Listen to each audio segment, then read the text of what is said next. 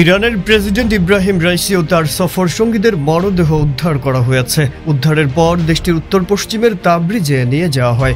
সোমবার ইরানি red crescent সোসাইটির প্রধানের বরাতে এই তথ্য জানিয়েছে রাষ্ট্রীয় বার্তা সংস্থা ইরনা।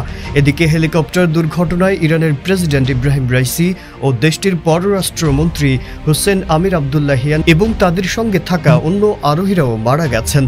5-স্টার রেটিং প্রাপ্ত বিএলডিসি টেকনোলজির Walton super saver ceiling fan 65% পর্যন্ত বিদ্যুৎ বিল সাশ্রয় করে আপনাকে রাখে প্রশান্তিতে। ওয়ালটন ফ্যান হাওয়া বদলে দেয়। এছাড়া মর্মান্তিক এ ঘটনায় গভীর শোক প্রকাশ করেছেন বিশ্ব নেতারা। এ খবরে শোক প্রকাশ করেছেন রাশিয়ার প্রেসিডেন্ট ভ্লাদিমির পুতিন। এছাড়া তুরস্কের প্রেসিডেন্ট রিসেপ তাইয়েপ এরদোগান, ভারতের প্রধানমন্ত্রী নরেন্দ্র মোদী সহ পাকিস্তানের প্রধানমন্ত্রী শেহবাজ শরীফও গভীর শোক প্রকাশ করেন। সোমবার দুর্ঘটনায় প্রায় 16 ঘণ্টা পর ইব্রাহিম রাইসিকে বহনকারী হেলিকপ্টারের ধ্বংসাবশেষের সন্ধান পাওয়া যায়।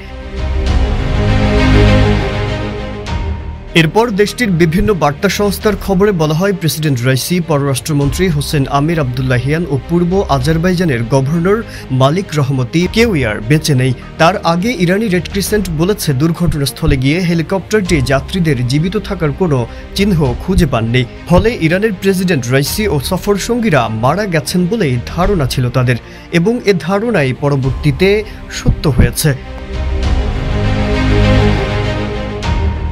ইরানের গণমাধ্যমের খবরে বলা হয়েছে, ওই হেলিকপ্টারে রাইসি ছাড়াও দেশটির পররাষ্ট্রমন্ত্রী হোসেন আমির আবদুল্লাহিয়ান, পূর্ব আজারবাইজানের গভর্নর মালিক রহমতি এবং এই প্রদেশে ইরানের সর্বোচ্চ নেতার মুখপাত্র আয়াতুল্লাহ মুহাম্মদ আলী আলে হাশেম ছিলেন। ড্রোন ফুটেজে উঠে এলো রাইসির হেলিকপ্টারের করুণ পরিণতির দৃশ্য। এর আগে গতকাল রোববার দেশটির পূর্ব আজারবাইজান প্রদেশের জোলফা এলাকার কাছে দুর্ঘটনার কবলে পড়ে হেলিকপ্টারটি। বলা হচ্ছে, আজারবাইজানে একটি জলাধার প্রকল্প উদ্বোধনের পর পূর্ব আজারবাইজান প্রদেশের রাজধানী তাবরিজে যাচ্ছিলেন তারা। ইরানের সংবাদ মাধ্যম তাসনিম নিউজে বলা হয়েছে, হেলিকপ্টারটি দুর্ঘটনার কবলে পড়ার খবর জানা গেছে সেটি থেকে আসা একটি জরুরি ফোন কলে। প্রেসিডেন্টের সঙ্গে থাকা কর্মকর্তাদের কেউ ওই ফোন কল করেছিলেন।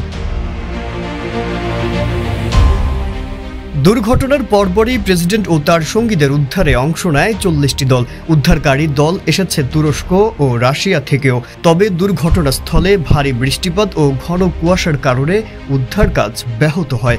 এছাড়া এই অঞ্চলটি পাহাড় পর্বতে ভরপুর হওয়ায় দীর্ঘ 16 ঘণ্টার অভিযান শেষে রাইসির হেলিকপ্টারের খোঁজ পান উদ্ধার কর্মকর্তারা। মাজহারুল আলম, ইত্তেফাক।